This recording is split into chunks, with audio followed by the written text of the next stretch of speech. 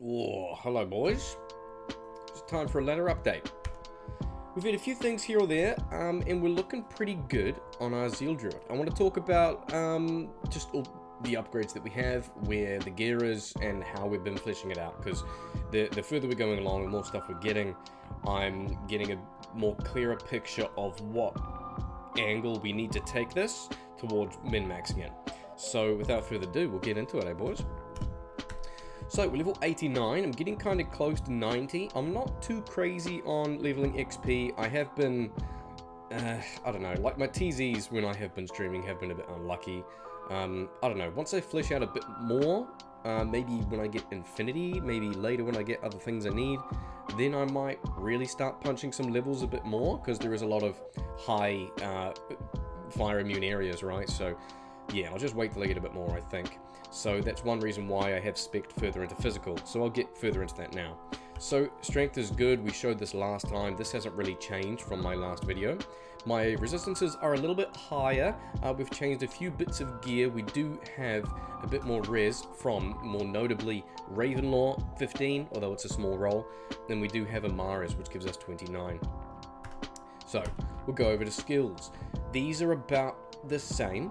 Arctic Blast I've opted for 8, that's the same from last time. I probably won't go higher because we only have one Carrion Wind at the moment because we have Raven Frost. Alright, so the rest of the skills I've decided to lean a little bit more into physical rather than elemental, and all that really comes down to is, okay, once I maxed out the synergies for Firestorm, which is Molten Boulder and Fissure, right, amp up the synergy from Phoenix, is where do I want to put the rest? Obviously Armageddon for guaranteed AoE when we're teleporting around, and then do I want Volcano, or do I want more fire damage and max out Firestorm for the Armageddon, you know? I've decided for Volcano. So it gives us a lot more physical, as you can see, for Armageddon. So we've got 18% per level, we now have that maxed out, and Volcano is pretty damn strong by itself. So using Volcano, I'd chuck that underneath an Elite or something and they would teleport on them, I'd telestomp. Then when I am slapping them with Zeal, we're proccing Twisters from Carrion Wind, we can stun them, get them kind of set in place, and we maximize damage output from Volcanoes. So I find that to be very beneficial when stomping Elite packs. The rest is kind of here nor there. When I'm switching, I do tend to have Fissure on Switchcast for 1900, so I can very quickly and easily just right-click Fissure, and then switch, and then back to here and proc Volcano, which I can show you out here. It makes it a little bit smooth when I'm doing things like cows. I can just go, bop, switch, and then Volcano straight away, and I don't need to worry about having an extra hotkey, as you can see down the bottom for something like Fissure, you know? It's fine. I have more cast rate on Switch as well at the moment with my Wiz Spike and Spirit, and I guess that's a, you know, a good switch of gear. I do have one in Werewolf, one into Werebear because I was using Metamorph as I showed in my last video.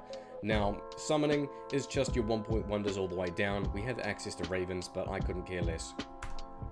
Now, I'll go over the gear because it's changed a little bit.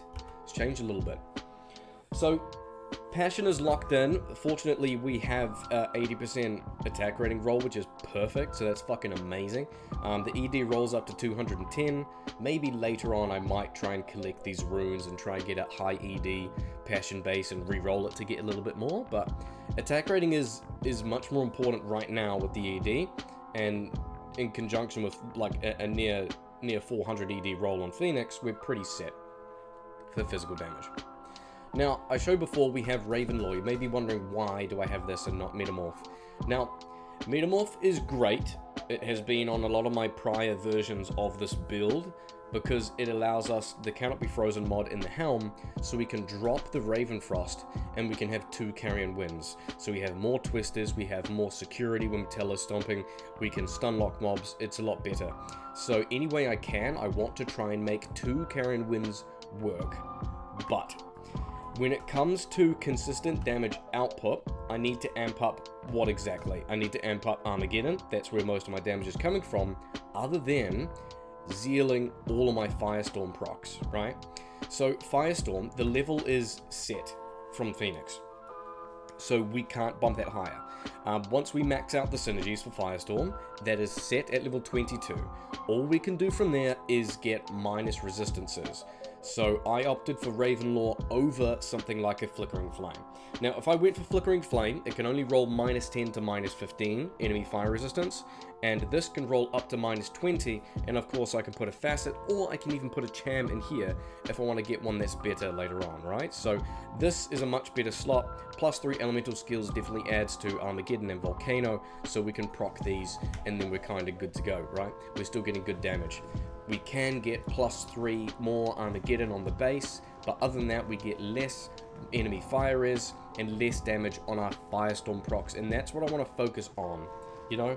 Like, sure, we could have a little bit more damage going for Flickering Flame and fire res, but I really want to focus on the Firestorm procs, so attack rating, make them as consistent as possible, and as much minus fire res to amp those up, okay? So, Ravenlaw is locked for now. That is our lock for now. I've managed to get my hands on a Mara's from one of the boys, so plus 2 all skills is very handy, because that adds to our Zeal. So if I show you here, my Zeal is currently level 6, we've got 5 hits, 60 attack rating down the bottom. We take that off, 5 hits, only 40% attack rating. So that is very nice to give an extra attack rating boost, and also on top of the damage we get 12%, yeah? Now Enigma, that is there for now. I just love the look of Ancient Armor, that's it. I showed you my Carrion Wind, I showed you the Ravenfrost. For the gloves, I've been using Mage Fist for a little bit of cast rate while I'm teleporting around with this setup to telestomp in. It is kind of nice. I know I have Whiz Spikes on Switch, but yeah, this could switch out depending where I'm farming, where I'm getting cast rate, and one of those pieces could be an Arachnid Mesh belt with +1. Now, Arachnid Mesh here with potentially a cast rate amulet or something, that is going to allow me to switch out these gloves, potentially, cannot be frozen from somewhere else, but that'll change. So these pieces across in an L will change depending on where am I getting cast rate, cannot be frozen, and enough attack rating, okay? So they'll move around. One piece that has kind of consisted here is my Elder's Boots. I found one more to upgrade the resistance from 48 to 49, so yeah, we need to try and get 50 res, which shouldn't be too hard. Now, this can definitely shift out to some other areas. Boots is a good option, boys, to kind of fill in resistances that you're missing. We've got life, we've got resistances, that's kind of good, right? So, obviously, the main word I'm repeating is resistances, okay? So Ravenlaw has 15, we've got Mars, we've got 29, the boots are locked in, and that's why we're stuck with a Mortal King's belt at the moment, and also we don't have the best charms. We have one with 15 res, which is nice, and the rest is kind of, you know, the same as the last vid. That's where we're up to right here. So we need more resistances to free up our gear slots that we can shift around, and the better charms and all of that we get, then we can kind of fine tune a little bit more as we go on. So on Switch, I have my Spirit for pre-buff on +2. I might try and go for a Heart of the Oak, maybe, or maybe just a Spirit. But as long as I have decent cast rate frames I can meet here, then yeah, I might as well get the plus skills, right? I get +1 on a Suicide Branch, I could do that. I could also just probably go for the Spirit, honestly, in Heart of the Oak. Because I can switch cast my Fissure, which would be higher, and also all my summons, right? Armageddon on Switch, as you can see, is almost an extra 500 damage, so it's kind of looking nice. Mercenary is the same, aside from an Eth Reaper's Toll. Now, we did end up finding this on stream, which is kind of crazy. The ED roll on this, if I can move it around so you can see, not really, is 237 ED, boys. 237 ED. We socketed that, we put a Shale in, so that is pretty much our best in slot right now, before Infinity, so I'm not worried in the slightest about my Mercenary, which is amazing. So we got Eth Treachery, we found a Health Forge Plate, we socketed 3 sockets, we found Eth Bone Visage, we've socketed that as well for our Cure, and Eth Reaper's Toll, so he is awesome. He is awesome. So, I just want to hop in and do a little bit of gameplay and show you what this kind of farm's like. So I'm going to hop over. Oh, what's TZ? Let's double check. Glacial Trail, Drifter Cavern. We could go there. We could do the TZ a little bit. Hey, boys. Oh, I don't have the waypoint. Cringe. I'm gonna go Canyon of Magi and do a little bit of Tombs, because that's not too bad. I can definitely tell AoE damage is much better. With the Ravenlaw too, it's looking very nice. There's another certain type of helm that I want to show you boys that I'm after. I want to show a little bit of gameplay first. I'll go back to town and I'll explain. I'll explain myself there. So, let's get a little bit of zeal out there. Poison Shrine, I'll take that. You can see my cast rate here is pretty abysmal, but if I switch to my Whiz Spike and Spirit Shield, this is what I predominantly use to zip around the map, and that is enough for me. So, I mean, I guess I could just get a Suicide Branch as an easy upgrade for +1. It's going to upgrade everything across the board, isn't it? Teleport. Very good damage. The Decrypify is so consistent, and it's very noticeable since I respec into more physical damage Volcano and Armageddon. Like, it is kind of beautiful. It's amazing having more of a 50-50 split, well, close to a 50-50 split of Firestorm proc damage, Armageddon, and then the physical from Volcano and Armageddon. So I really feel like without Infinity, we're still farming a lot of areas consistently. We do have a 70 Fire Sunder from one of the boys as well. Finally got rid of the 89, which sucked balls. So we're looking on the up. We're looking on the upside, boys. Let's kill this elite in this corner. I'll go back home because I want to talk to you about what I think is the best in slot helm for this build. Volcano damage is just beautiful. So, I recently saved 3 white pelts and I imbued them on stream, my last stream. We didn't end up getting anything, but the reason why I was looking for them is for something like this, boys. So, I think my best in slot is going to be something along the lines of this. So, as I mentioned before, Flickering Flame is not that good because we can't get enough minus res to bump up our Firestorm procs. But how can we amp up our Firestorm procs more? We need to land consistently, and we need a butt ton of minus fire res. So, I want to try and get a Druid pelt base that not only looks cool like this one that's white, but it has a Visionary mod. 89% bonus to attack rating at my current level. It is amazing. That is one of the main pieces I need. I need plus skills, which would be great across the board. +2 or +3 here, you know, to Armageddon, right?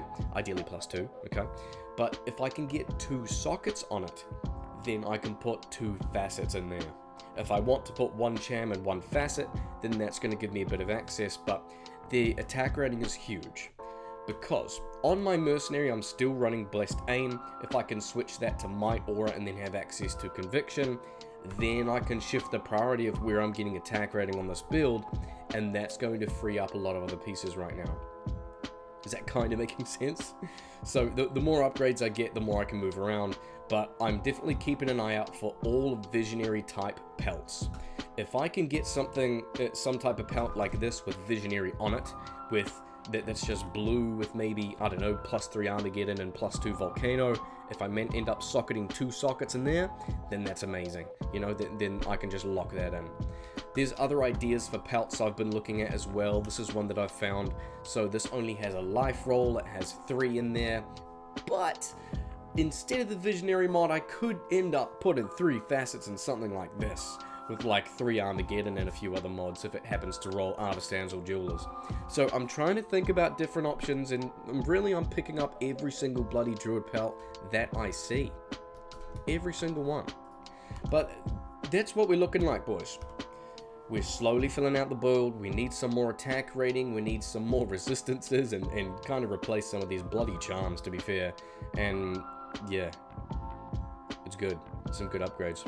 I don't mind the cute little beak helm either. So if you see me on stream next, we'll be rocking the Ravenlaw, most likely. But I'll see you boys soon. More builds to come, more vids to come when I get there. See you boys.